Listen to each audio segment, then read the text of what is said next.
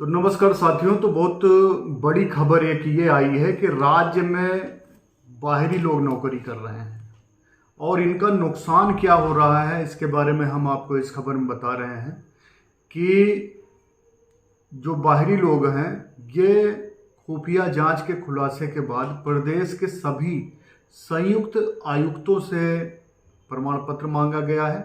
और ये खबर ये है कि 16 सितंबर को लिखित में शिकायत की गई थी। तो पूरी खबर की ओर चलते हैं कि राज्य कर विभाग बाहरी और निजी लोगों से काम कराने की शिकायतें खुफिया जांच में सही पाई गई हैं। विभाग के ही अधिकारी और कर्मचारी पूरे प्रदेश के सैकड़ों खंडों, मंडलीय कार्यालयों और उपमंडलीय कार्यालयों में निजी लोगों से दफ्तर का काम करा रहे हैं। अब आप देखिए कि पद पर कोई दूसरा लोग है और वहाँ पर प्राइवेट पर्सन रखते हैं काम कराने के लिए, तो उसकी वजह से जो खुफिया फाइलें हैं उनके भी लीक होने की संभावना रहती है। तो ऐसी समस्याएं जो हैं उनसे निपटने के लिए एक सख्त कानून बनाने की आवश्यकता है और उस पर कार्य चल रहा है। दूसरा, निजी आयुर्वेदिक कॉलेजों में दाखिले में हेराफेरी सामने आई है। प्राथमिकी दर्ज हुई, रैकेट से कॉलेज प्रबंधकों के तार जुड़े होने की आशंका है।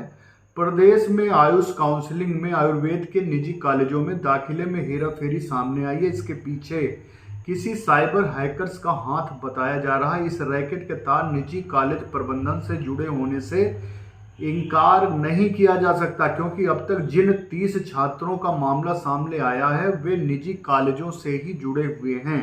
छात्रों की शिकायत पर आयुष विभाग ने प्राथमिकी दर्ज करा दी है। हालांकि विभाग ने इन छात्रों को राहत देते हुए उनकी पहली पसंद वाले कॉलेज को ही आवंटित कर दिया है। 2 साल पहले हुए आयुष काउंसलिंग घोटाले में भी निजी कॉलेजों से शुरुआत हुई। अभी तक मामले की जांच एसटीएफ कर रही है।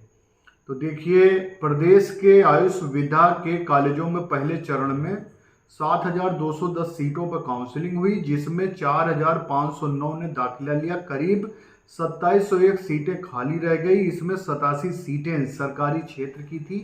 दूसरी काउंसलिंग से ठीक पहले तीनों विधा के निजी कॉलेजों में 380 सीटें बढ़ गई। 3 अक्टूबर से दूसरे चरण की काउंसलिंग शुरू हुई। छात्रों को पंजीयन के बाद 7 अक्टूबर को कॉलेजों की चॉइस फिलिंग वरीयता विकल्प भरा।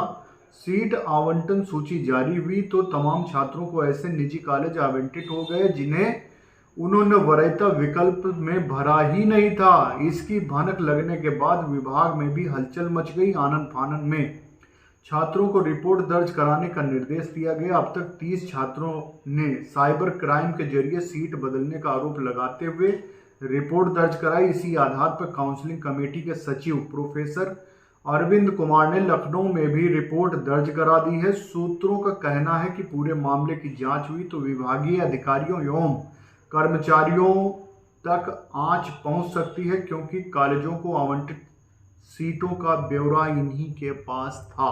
तो देखिए, मैं ऐसी सूचना इसलिए देता हूं क्योंकि आप सभी के परिवार से लोग मेडिकल की भी तैयारी कर रहे हैं, आयुष में भी हैं, तो सभी तरह की जानकारियों से अपडेट रहना आप सबका ज़रूरी है। बहुत बहुत धन्यवाद है। आप हमारे चैनल पर बने रहें। जो भी सही और सटीक जानकारी मिलती रहेगी हम आपको देते रहेंगे। बहुत बहुत धन्यवाद।